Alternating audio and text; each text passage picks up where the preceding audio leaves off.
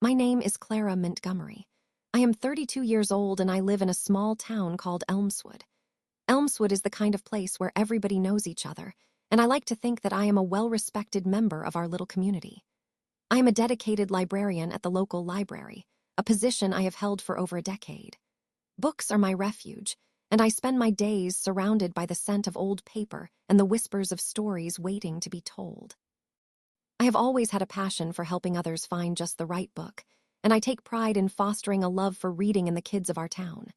My life may seem ordinary, but there is a certain charm to the simplicity of it. However, all that changed when Jesse Malone moved to Elmswood.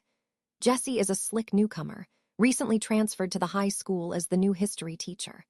At first, he appeared charming, with a disarming smile and an air of confidence that instantly drew people to him. Everyone in town seemed to adore him, and for a moment, I have to admit that I found myself caught up in his charisma.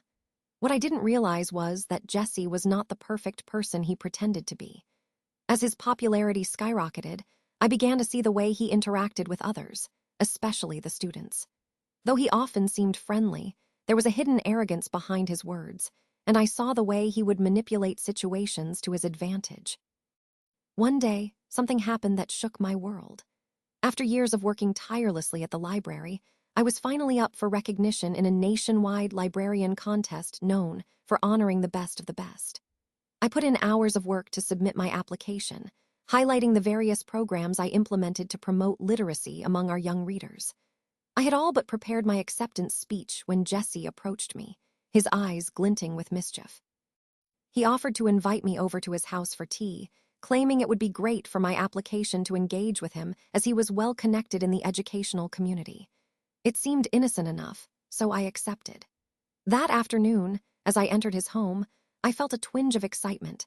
After all, being seen with him could only bolster my image. Little did I know that his charm was nothing more than a facade. Shortly after the tea was served, I caught him going through my library application documents, my hopes and dreams laid out for him to gloat over. I confronted him, but he feigned innocence, claiming he was just curious about my approach to the competition. I left feeling uneasy, but I convinced myself not to overthink it. A week later, the winners were announced, and I was devastated to find my name missing from the list. Instead, it was Jesse's name I saw listed for a different category. I was filled with anger and frustration. My fear was confirmed. Jesse had sabotaged me. He had submitted a work that mirrored mine, but he embellished it with sophisticated language that I could never compete against. I went from being a respected member of Elmswood to feeling like a fool.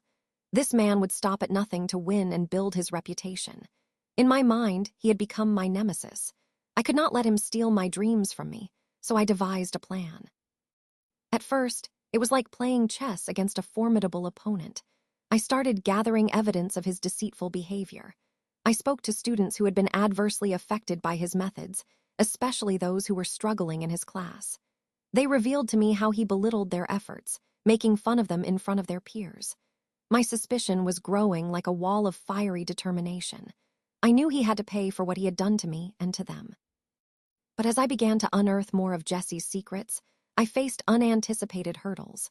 On multiple occasions, he seemed to know my intentions, because he would respond to my inquiries with exaggerated charm, making me look paranoid to others. Some faculty members even accused me of trying to ruin his career. I honestly was struggling to keep my mind clear and focused through the chaotic emotions swirling inside me. In one painful encounter, when I confronted Jesse directly and demanded he take responsibility for what he had done, he dismissed me with a laugh, claiming that success only comes to those who work the hardest. Every laugh that escaped his lips felt like a dagger to my heart. It grew harder to maintain my composure as I realized just how far he was willing to go to keep my voice silenced. There I was, fighting against darkness, making no progress at all. My efforts seemed futile, and my heart sank into despair. I began to wonder if I would ever succeed or if I was only digging a deeper hole for myself. It felt like I was losing my fundamental purpose in life. But just when things appeared the bleakest, I explored my final option. A community meeting was scheduled at the library, and I would have the opportunity to share my concerns. This was my chance. I risked everything, preparing a clear presentation on Jesse's acts of manipulation and deceit. I enlisted the help of a few students who had suffered under his tyrannical approach, willing to stand beside me. As the meeting day arrived, my stomach twisted with nerves. I stood at the front of the library, facing an audience filled with people I had once thought I could trust. I began to speak, detailing Jesse's impact on our community, recounting my own experience and the experience of others who were bullied into submission. His arrogant laughter echoed in my mind, but I forced myself to focus on the words spilling from my mouth. The truth came pouring out like a raging river. I spoke passionately about how our youth looked up to teachers not only as educators, but as role models. I described how invaluable it was for them to be treated with respect and dignity. Each story shared lit a fire, igniting the passion in the room. Before long, I realized that friends and neighbors were nodding along with me. They seemed to be awakening. I looked back towards Jesse, and for the first time I could see a flash of fear in his eyes. The confrontation that followed was climactic. Jesse attempted to interrupt me, but the room filled with shouts demanding that he remain silent. He had lost control, the facade slipping away. I was fearless in those moments, offering a direct challenge and laying down a calling to the community. We could no longer allow someone like him to take the reins in our town. All my pent-up frustration turned into power as I claimed my independence. There was an unexpected twist to the whole affair, too. As the individuals around me started contributing their stories, we exposed a pattern of negligence in Jesse's teaching methods. In the end, he was called out, revealing several complaints against him. Eventually, the authorities stepped in.